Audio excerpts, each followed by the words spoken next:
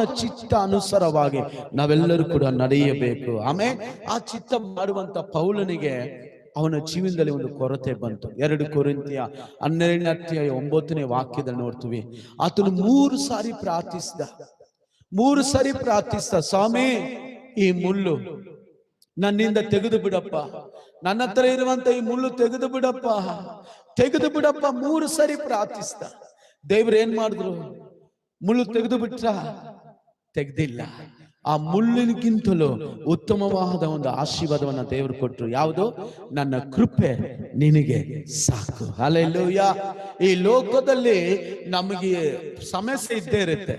ತಲೆ ನೋಡಿ, ಎಲ್ಲ ಗಮನಿಸ್ರಿ, ಬೈಬಲ್ ಡೈರಿ ಎಲ್ಲ, ತಲೆ ಇರೋವರೆಗೂ ತಲೆ ನೋವು ತಪ್ಪಲ್ಲ, ಮೂಗಿರೋವರೆಗೂ ನಗಡಿ ತಪ್ಪಲ್ಲ, ಕೈ ಕಾಲು ಇರೋವರೆಗೂ ದುಡಿಯೋದು ತಪ್ಪಲ್ಲ.